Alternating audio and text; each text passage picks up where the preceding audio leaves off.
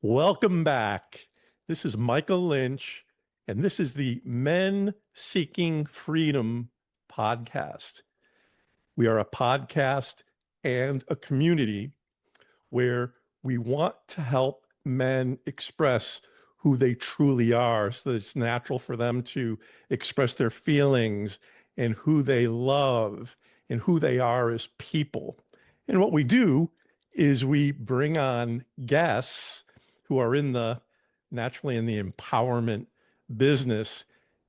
They will share their stories and they'll give ideas that you'll find applicable in your life. Today, I'm excited to welcome Clinton Young. And one of the things Clinton wants to talk about today is reigniting the human spirit, which fits the profile of what we're doing here. So, Clinton, welcome. Thank you for joining us from the West Coast. Good morning to you. And I want to start out with, you had shared with me the fact that back in 2008, you referenced you referenced the F word, failure. Tell us, you can kind of introduce yourself and tell us about what happened to you roughly 18 years ago. Yeah, thank you so much, Michael. It's great to be here. It's great to be here with all your listeners and viewers. My name's Clinton Young. I'm international keynote speaker and coach for folks that are going through challenging times that are looking to really reignite their human spirits. So in 2008, we all know what happened, right? The global financial crisis, right? And at the time, this was early in my career as an entrepreneur. I did the whole grad school thing and had jobs in corporate America. And then I became an entrepreneur when I moved out to California. And I was third year in, 2008 happens. And this was the first time I'd ever made six figures in my life. And I was about to have my biggest month ever. I had $60,000, Michael, in my pipeline, ready to go for that month. And poof, it evaporated. You see, my clients were used to utilizing funding to access what I was selling. And that dried up. And literally within months, Michael, I lost my two property. I had rental properties. I lost my business and I lost my credit score. This is 6 months after getting engaged. Right. Welcome to the team, honey. Right. Well, luckily I'm still married. I was going to say, I hope she stayed. Going on 17 years. Yes. Congratulations. It's been a challenge, as anything good in life is, but it's been a commitment, right? And it's been a ride. So we're still married. We're still loving each other. And so put back into that scenario though, I lost everything. My confidence was shattered, like completely shattered, Michael. I don't know if anyone out there is in that space or has been in that space. I know, obviously in 2020 through 2023-ish, right? We had some very, very challenging times globally, obviously with the pandemic. And perhaps some people have gone through different cycles in their life where they've had loss or they've had a quote unquote failure. And I'm assuming that's who's listening to this, or some folks have experienced that. So if that's you, I just want to encourage you that there is a way out. And just to kind of finish out my story here, and then perhaps we'll talk about some frameworks that they can utilize. I find myself, fast forward a couple of years after that crisis, if you will, and that failure. And I find myself at a microphone. I'm at a seminar. It's called Landmark Worldwide.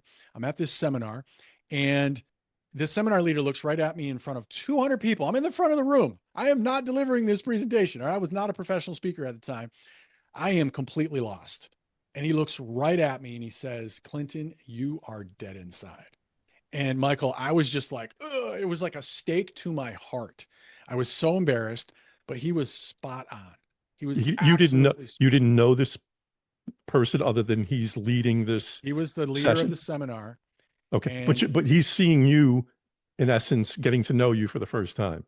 Yeah, he spoke to my soul, because in that moment I realized that I had to reignite my human spirit. You know that little pilot light under a gas stove?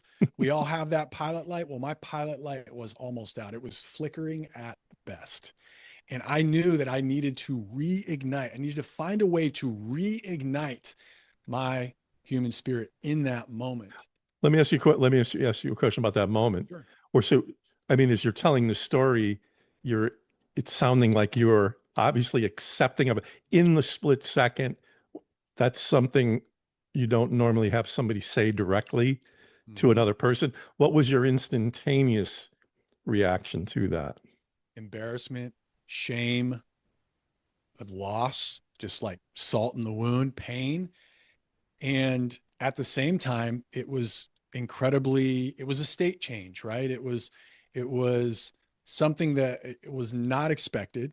And that really allowed me to really kind of snap into reality. Like, I need to do something here. I can't just keep wallowing in this.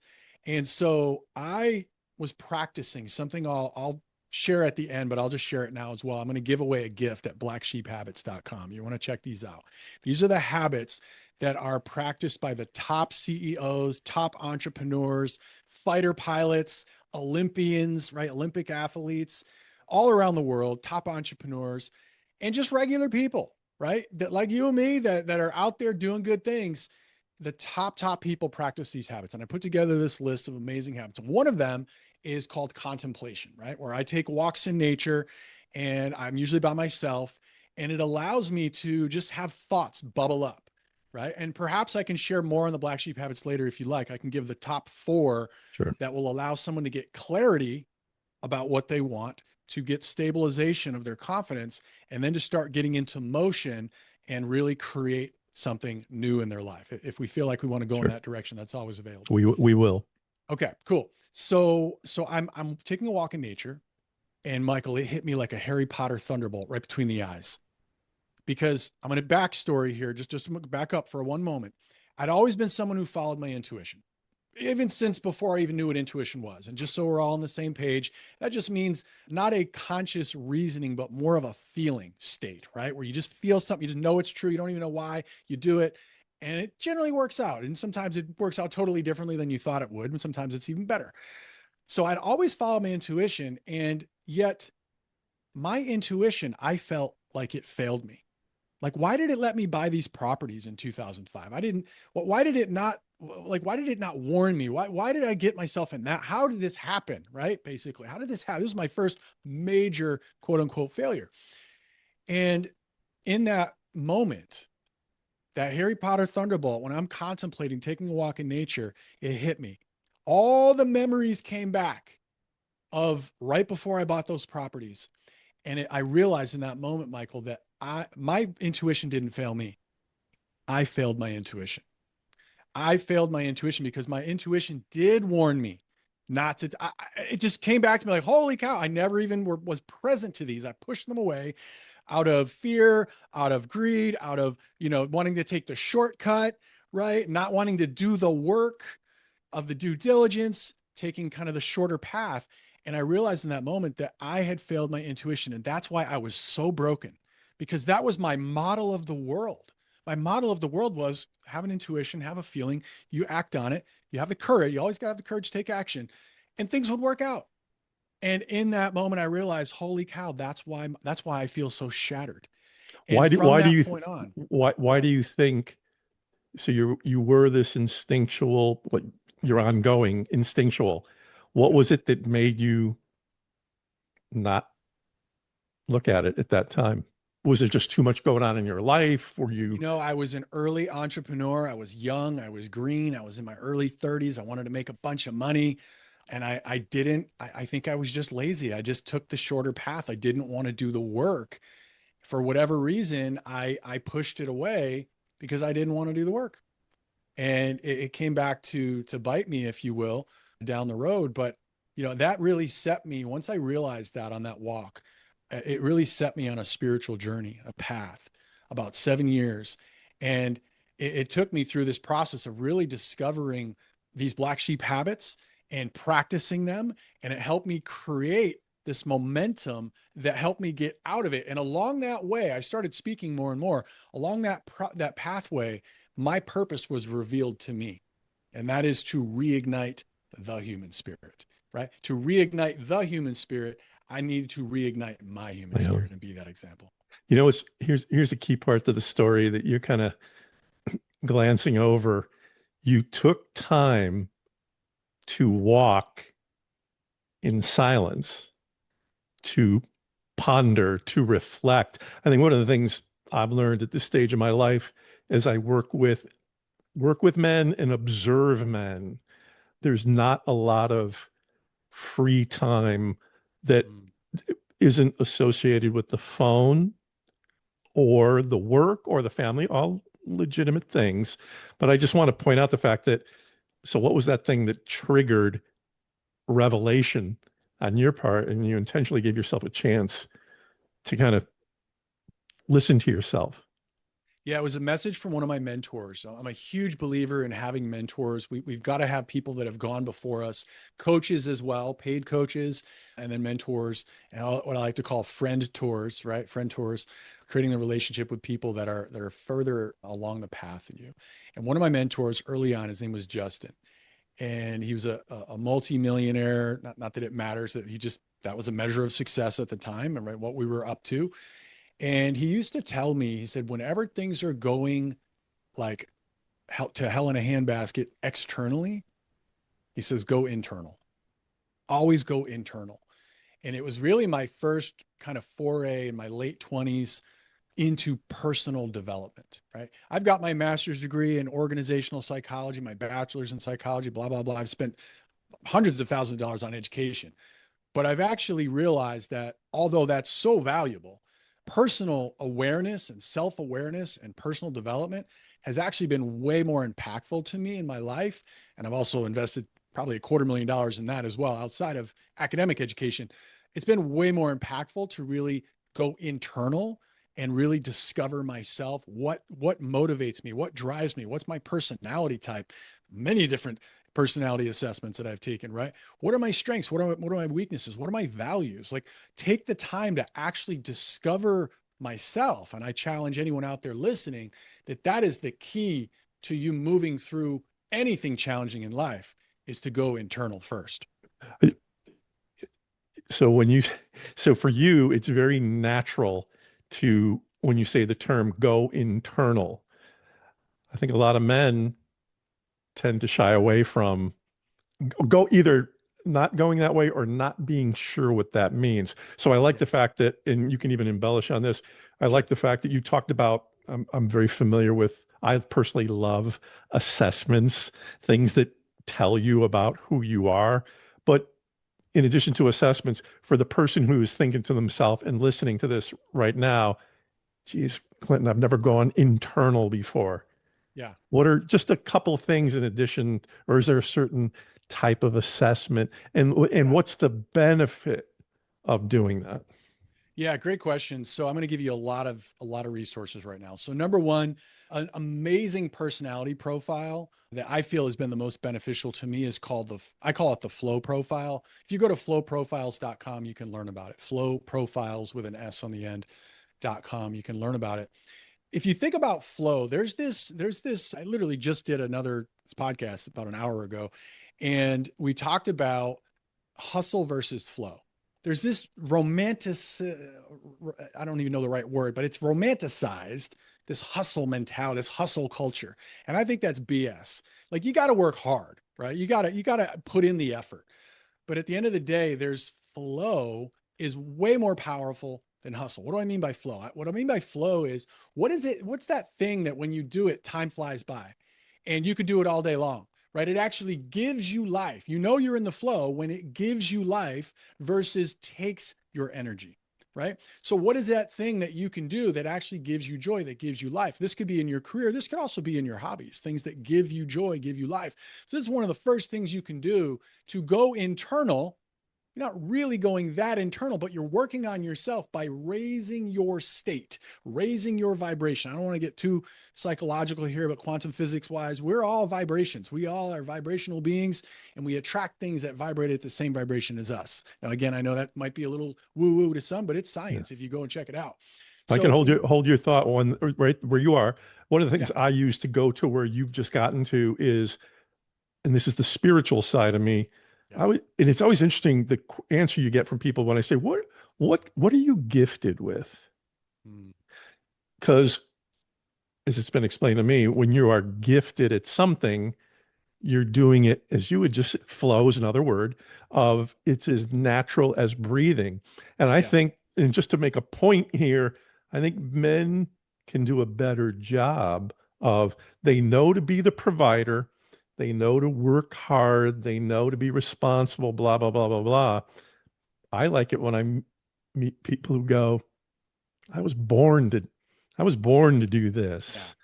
I can get into flow easily because it's these things that I do that don't take a lot of almost no effort at all. So I apologize for interrupting, but I just wanted to emphasize the point you're making. Yeah, absolutely. We've got to be inspired. We've got to find things that inspire us and that put us in that state of flow. So that's one thing we can do. Really commit to discovering more about who you are, because when you know what your values are, you know what your strengths are, you know what drives your behavior, what lights you up. That's going to be a great navigation system for you to choose the next steps if you are in a place of loss and you want to move forward, whether it's finding a new mate or creating a new business or finding your dream career. The more you know about what drives you, you're going to remove friction from the thing that which you're looking for. So that's one thing. I'm going to dive into black sheep habits as well, because I think that'll help if you're cool with that. Sure, I'm go going to give ahead. the first couple black sheep habits. So some people come to me, Michael, and they're in really one of three places. They either don't know what they want next, right? They've been so shook by this loss or this challenge in their life, or they want more. Maybe they're in a great job, but they're like, I want something different. I want more. Well, again, discover more about who you are. It's going to give you clues. And also, there's a couple things I'm going to share right now in the black sheep habits. So that's one scenario. The second scenario is they know what they want, but they don't know how to get it. Right? That's where we want to find people that are 5 steps ahead of us, 15 steps, 5,000 steps ahead of us, hire coaches, surround yourself with people, up level your network with people that are already doing those things, because they're going to help you maintain your mental state, which is the most important thing, and also your learning state of what are the steps you need to do. Hire that coach, find that mentor, right? Model their behavior, right? In school, they call it cheating. In the real world, they call it being smart, right? The late, great Jim Rohn says success leaves clues. The granddaddy of personal development right there, Jim Rohn. So success leaves clues. You don't have to recreate the wheel. So that's the second type of person. And the third type of person is someone who knows what they want. They might even know how to get it already, but they don't believe it's possible for themselves. Hmm. Don't believe it's possible for themselves. So wherever you're at in any one of those three scenarios, I challenge you to do these 4 black sheep habits. I'm going to give you 3 or 4 right now. The first of about 7 or 8 that you're going to get when you download my free gift here at the end. So number 1 is meditation. Meditation, right? Now, just so we're on the same page here, the reason why I call these black sheep habits is because not everybody's willing to do these types of things. Now, meditation is way more mainstream today than it was when I first discovered it in around 2005. This is why I call them black sheep habits. Walk into my office, Justin, my mentor, I told you about him earlier, and I look over and this guy in the waiting room is literally sitting with his shoes off, crisscross applesauce in the chair with his legs crossed, in other words, like he's meditating, his eyes closed in broad daylight, in public, in an office building, meditating even with his hands up like this. And I was like, what the crap? I was like, what is this guy doing? I didn't even know I didn't know what meditation was at the time. You don't have to do that necessarily, but that's where the term black sheep habits come from, because you have to be willing to stand out from the herd you have to be willing to do things that other people aren't willing to do to get results that most people will never get. And that's why the tops of the tops of the tops, Olympic athletes, fighter pilot, this is what they do. They do these black sheep habits. So meditation is one. Why is that important to you listening? Why that's important to you listening is because you may be in a place where you're not sure what it is that you want, or you're not quite sure how to get it. When you meditate, you probably have a lot of things going on in your brain as well, a lot of stressors. You might be married, you might have kids, you might have job stress, you might have financial stress, whatever it is. All the social media, we're bombarded by billions and billions of bits of information every single day. So when we meditate, it quiets our mind. Think of a garden. It's almost like tilling the soil, right? It quiets the mind. Think of a glass of water that has like dirt in it and it's all muddy. Let that sediment settle down to the bottom. Okay, that's number one. So meditation. And if you don't know what meditation is, it's quite simply close your eyes, try to think of nothing, and immediately you're going to think of everything. And when you do that, that's just our natural human brain. Just thank the thought for playing and thank it for sharing and just release it and just try to focus on. Sometimes people focus on right between their eyes. Sometimes people focus on seeing a color like white light or dark, whatever it is. Just try to quiet your mind and do it for like 8 minutes. Just start easy. Start easy. So that's number one. Number two is contemplation. Okay. Number two, if you're taking notes, is contemplation, black sheep habit. This is where we're going to go out. We're going to take walks in nature. Do it by yourself. I highly recommend do it by yourself. You want to get real hippy dippy, take your shoes off and get that negative ion exchange with the ground, right? And walk on grass, right? And just be with yourself and watch and listen. Listen. It's almost like a moving meditation with your eyes open, right? You could think of it that way. Because what's going to happen, especially if you do it right after you meditate, is a lot of times thoughts will start to bubble up. Ideas will bubble up. People will flash into your consciousness. You might not even know why, but just take note of that because this is like the little sprout after you tilled the soil, growing up and sprouting through the ground. All right. It's very important to be conscious of what's happening all around you when you're doing this. And it's a great thing to do in nature because it feeds you energy. Then you come home. And number three, black sheep habit is you want to journal. I don't know. A lot of guys are like, I don't want to journal. First time I heard that in grad school, someone told me you should journal when you travel overseas. I'm like, whatever. I wish I did. I didn't do it. Right. So journaling is super powerful because those thoughts that you have are slippery. Those ideas, those people that pop into your consciousness while you're taking that walk in nature are slippery. You probably will not remember them. You might not even know why they're popping up at the time. But if you journal over time, you're going to start to notice patterns. You're going to start to identify things that are ideas of actions that you can take, people that you can talk to, and it's going to start connecting the dots for you. I promise you. So number three is journaling. Quick question Go for you ahead. on that. Sure. In this digital world that we live in, Yeah. and I can see the benefit of journaling, is it lose value if you're carrying around a recorder to record ideas Good versus question. physically writing them down? Good question. Now, I'm a little bit old school. I'm 49, just full disclosure, right? And I'm a little old school. And I do believe in the power of something called accelerated learning. We don't have time to really get into that right now, but ultimately it's activating both sides of the brain and it allows you to retain information more. So I've always been told to write on a white pad with a blue pen. That's what I've always been told from my days in sales, my days in entrepreneurship way back in the day. Whether that's necessarily true or not, I think there is something to be said for the tactileness of like writing something down versus saying it into a recorder or even typing it on your phone.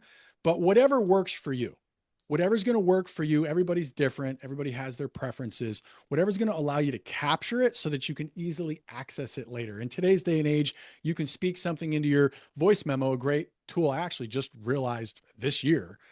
You can go in and then click in, if you're on an iPhone, view transcript, and you can copy the whole transcript of whatever you said into your phone, your voice memos. So it's a really phenomenal way if you do want to get the written version, and you can Sure. just pop it into a doc.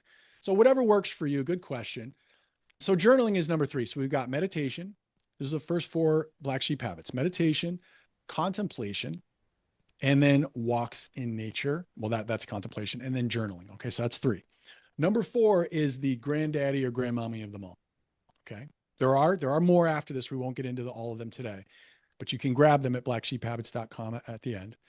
But ultimately, the fourth one is the one that this is literally all the people I said earlier, fighter pilots, especially Olympians, especially do this last one. And this is once you have an idea of what you want. You might not have a crystal clear picture of how it's going to happen, but you've got that vision of what you want and you believe that it's possible. You have faith that it's already done. Now you just need to start taking action. A way to supercharge getting those results and starting to attract opportunities into your space is visualization. Number four is visualization, right? Visualization is literally closing your eyes and going forward into the future and seeing exactly what it is that you want, but most importantly, feeling the feelings you're going to have when having that or being that person or doing that thing or having that outcome. And there's proven science around this that, a lot of people can say that, it creates this sort of attraction magnet. There's a lot of science around how that works with your brain. But if you're more scientific and you just want to think more brainy, you could just say that you're priming your brain for success. You're priming your brain for success. There's this great story about Michael Phelps. We all know who he is. And if you don't, I'll tell you now. He's one of the most highly decorated, if not the highest decorated Olympian of all time, swimmer. I think he's got like 23 gold medals. He's got 27 total medals and 23 of them are gold, something crazy like that. And he tells his story about how even with all the work that he did, he would literally work out 8 hours a day, 365 days a year for like 4 years in a row. Like he didn't miss a day. And he said, even with all that working out, he said visualization is his secret weapon. Visualization was his secret weapon. He tells this story about, I don't have all the details. You can Google it. Forbes did an article on this several years ago. I don't remember exactly. I think it was the China Olympics. And I think it was like 2008 or something like that, but you can just Google it. He was in a race where he had to go back and forth. I think it was like 4 times in the pool. On the first trip down, his goggles filled up with chlorine, and he could not see a thing. He couldn't see a thing. He literally had to swim 3/4 of that race completely blind. Couldn't see a dang thing. Not only did he win that race, he broke the world record. And he did it all in his brain from his visualization. He specifically points to the power of visualization is what primed his brain and allowed him to act in that moment in a world-class fashion. So whether we're ever going to win a race like that or not, doesn't really matter. Visualization is powerful. It also primes your brain to start to look for opportunities and see those. There's billions and billions of bits of information going on at all times. It gets psychological real quick, and then I'll stop. Our brains are literally designed to delete, distort, and reframe things in what's going on around us so as to not go bananas, because our brains couldn't handle billions of bits of information. But what it decides to delete and distort, what it decides to actually focus on and allow through to our conscious brain are the things that are really the filters are our beliefs, our belief structure. When we visualize, it expands and refocuses what our conscious brain will focus on. And you start to see those things that are already there all around you right now. You just can't see them because you're in a different vibration. And I know I just got a little bit funky with y'all, a little bit scientific, a little bit psychological, but I'm just spitting the truth. This is just how it works. So visualization is super, super powerful to prime your brain for success. So here's where I want to kind of go back from what you're proposing is solid and works. I'm thinking of the man listening to this saying, this is initially a solitary endeavor. I'm going to take the time to meditate. I'm going to take the time to contemplate, go through the 4 steps you talked about. That's one way to grow, is to learn on your own. Is there ever a point, and I know you're in the coaching business, so I'm not trying to pretend this doesn't exist, but at what point should a person willing to have this level of discipline to do these 4 steps, should they have interaction with someone to kind of, for lack of a better term, bounce off what's been discovered, as opposed to the person's just going to be a genius on their own and figure everything out? Good question, Michael. So I believe it's right in the beginning, because if we want to be a world-class athlete, who should we hang out with? Probably world-class athletes. If we want to be a top entrepreneur or someone who's successfully making money, not having a job, but having a business, who should we hang out with? Probably other entrepreneurs that are beyond us. If we want to grow spiritually, who should we hang out with? Probably people that are you get what I'm saying, right? We are products of the books we read and the people we hang out with, period. Hands down, right? They say this, the law of 5, right? If you look at the top 5 people you hang out with, you add up what they make, you divide it by 5. It's probably what you make. I know we're not just talking about money here. That's just an easy measurement. You could do that with anything in life. We are products of the books we read and the people we hang out with. So in the very beginning, if we want to get clarity, we don't even know what the heck we want. We probably want to hang out with people that are in that self-discovery process. We probably want to start to have people that already do have it figured out to help us get that clarity faster. Because can we do it on our own? Yes. Is there a risk in us failing or not taking the actions? Yeah. We want to create what I like to call is a structure for fulfillment. Structure for fulfillment. What do I mean by that? Okay, well, if you want to have clarity in your life, or maybe you already have clarity and you know what you want, but you want to make sure you get it, what should you do? Well, you got to do a couple things. First, you've got to create a structure for fulfillment around your mind, because your mind is the number one thing that's going to take you out. It's the number one thing. We have to stay believing that whatever vision we have is possible for us, because that's the number one thing. It would be a cruel joke on humanity, by the way, if you've ever had a vision and you're like, why am I not achieving this vision? Why does this keep coming up? And I keep finding myself doing the same thing over, and I'm not doing that thing that's in my vision. It'd be a cruel joke on humanity if you were able to get that vision and you weren't actually capable of being able to achieve it. So you have to just believe blindly that if you can see it in your mind, and Napoleon Hill says, whatever the mind can believe and conceive, it can achieve. It's a fact. It's a principle of the world of life. So if you can see it and you don't believe it, surround yourself with people that are already doing it or believe that you can do it, because that's going to buoy you up. So you've got to create a structure fulfillment for your mind and in your network, like I've talked about a number of times here. And I have an alarm here. Sorry about that. So yeah, you've got to create that structure for fulfillment for yourself so that you can be successful. I want to give you two thoughts on this. I came up with this idea with some help, Men Seeking Freedom. I have been telling people, including my therapist, Clinton, for the last couple of years, I need to change my network. Mm, Doesn't mean I know strictly bad people. That's got nothing to do with it. right. I What I've become uneasy with is I think I've outgrown situations. Mm, Now, so let's talk about where you're at. One of the things with what you just shared, by the way, one of the things I've observed about men I know, professional men I know, which I think leads to frustration, is I think, and I'd love to know your thoughts on this, men are leery generally of stating goals with specificity. Everybody does yeah, we ought to try to do a Super Bowl trip together, and that kind of touches on it a little bit, or we ought to do this or that. Let's do a boys' weekend and blah, blah, blah. But when it comes to formally setting goals, I find that there's a lot of reasons that probably go into it. But I'm thinking about your black sheep steps. mhm. Do you have any opinions on how that process, which you've adopted, obviously, how that can impact the confidence you need to set, as Jim Collins said, big, hairy, audacious goals? Mm. So you're asking, how do the habits help develop confidence? Is that what I'm Well, hearing you say? how do men can men gain more confidence in stating goals, big goals?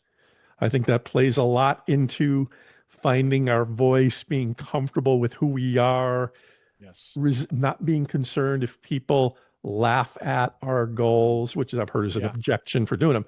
Do you feel that empowering process you've shared can help somebody articulate goals that they don't necessarily allow to raise to the surface? Yeah. So at the end of the day, I believe that you have to have courage to live your dream life right now. You have to have courage. You have to be willing to share. You have to be willing to have somebody say you can't do that. And at the same time, there's some caution in who you are sharing your passion with. I always say, have inspiration, be inspired, have belief that it's possible, faith that it's already done. And then all you got to do is move your feet, move your mouth, share your passion, talk to others about who it is or what it is that you want to achieve. And W. Clement Stone says, if you share what it is that you want with enough people, somebody's going to show up to help you want to achieve it, to want to help you achieve it. But there's a caveat to that. If you think about, you probably have heard the bucket of crabs, right? Where a crab's trying to, you don't even need to put a cover on the top, because when the first crab tries to reach out of that bucket and get out, they're almost out. The other crab will grab them and pull them back down. And you may have some of those crabs in your life. So you need to be careful who you're sharing it with, because that will not give you confidence unless you have absolute belief and faith that it's done. It doesn't matter what anybody says to you, but be a little bit cautious about who you do share this with. And if you share what it is that you want, you state your goals, and somebody says, well, how are you going to do that? That's like the kiss of death, right? Just be like, don't worry about it. I'm going to figure it out. And just don't even talk to them about it anymore, because they're not going to support it. Instead, surround yourself with people like Michael, or people in your chosen community that are already doing it. Because when you say your goals to them, they're going to say, let's talk about how you're going to do that. Let's come up with some ideas. It's called green light thinking, right? So you want to talk with people that are going to give you green light thinking. Now, I'm not trying to say, it's going to be all sunshine and rainbows, and you don't want to have people telling you it's going to be easy. That's not what I'm saying. Just get around people that are already doing it, because they already know what you're going through. And be careful who you're sharing it. And when you share it with those people, it's absolutely going to give you confidence, because they're going to give you ideas. They're going to give you resources. Again, you're going to have primed your brain for success, and opportunities are going to come out of the woodwork. That's what I shared with you earlier. Inspiration plus belief and faith plus action is my success.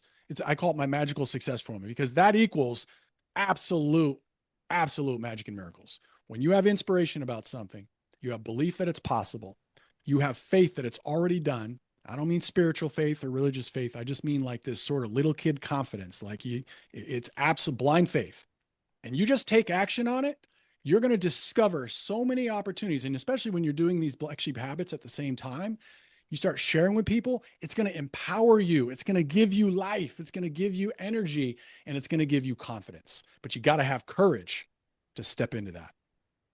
Where you shared 18 years ago, what are some of the key things in your life that have accelerated your own level of courage? Action. The thing that creates confidence and lowers fear is repetition. It's just repeated exposure to that thing that you're nervous about or that you're scared about. You've got to take action, though. You've got to have the courage to take that action in the first place. That's why make it easier on yourself by surrounding yourself with people that are going to support you and pull you along, because otherwise you're swimming upstream if you're trying to go it alone. So when I say go internal, I don't mean just go and hang out by yourself in the woods all day, right? Do that process, because it's going to give you more clarity, but then go out and be with people. And even if you're introverted, a lot of people get it twisted. Like, oh, I'm introverted, I can't speak, or I can't do this, I can't do that. I actually coach entrepreneurs who want to use speaking to grow their business. And a lot of introverts, I might have said entrepreneurs before, a lot of introverts are the best speakers. Just because you're introverted doesn't mean you can't be a great speaker. What introvert extrovert really speaks to is how you regain energy. Introverts like to, after they get off a stage or get off a Zoom, they want to go and hang out in their room and close the door and be around nobody for the next couple hours. Whereas extroverts actually get energy by going out and going to the mall or talking to people on the phone, right? So it doesn't mean you can't be successful. You can't go out and talk to people if you're introverted. You absolutely can. So do not use that as an excuse. Some of the best, in addition to your speaker reference there, Clinton, some of the best salespeople are introverts. That's another one of those bogus statements out there of the certain type of person who has to be good at this. Clinton, you've given us an insane amount of quality info. So I want to drive people to you, but the first thing you talked about with your offer to the audience, how can they access your let's call them black sheep habits. Black sheep habits. Yeah. So if you are somebody who feels like you're stuck and you want to get unstuck. You want to go from stuck to stoked in your life and business. And you want to know the habits that the top entrepreneurs, the top business people, top CEOs, Olympic athletes, fighter pilots, et cetera, are out there practicing to move with velocity to their dreams, towards their dreams. Then you go to blacksheephabits.com to grab those black sheep habits. There's 7 with a bonus 8th, spoiler alert. And if you want to just stay connected, that's where you can connect with me, blacksheephabits.com, to grab my free gift to you and the Men Seeking Freedom podcast. And then I also know that, some people out there are leaders in organizations or leaders of a conference or a company or a team. If anything I've said today has moved you, touched you, inspired you, or you feel like I could add value to your team or your conference as an actual professional speaker, a keynote speaker, or someone who leads a workshop for your team, I would be absolutely honored and thrilled to earn your referral. And you can find out more about me at clintonyoung.com for that. clintonyoung.com is my primary website. Fantastic. Wow. Thank you very much, Clinton. I think, it's funny as we're going through this today, I'm already thinking about future podcasts of whether it's 5, 6, 7, 8, or all that with the black sheep. But thank you. Thank you very much for being with us. To those watching and listening, please share this. This was chock full of quality content. Take up Clinton on his offer. Look forward to seeing you on the next episode. And by the way, always go to menseekingfreedom.com for more information.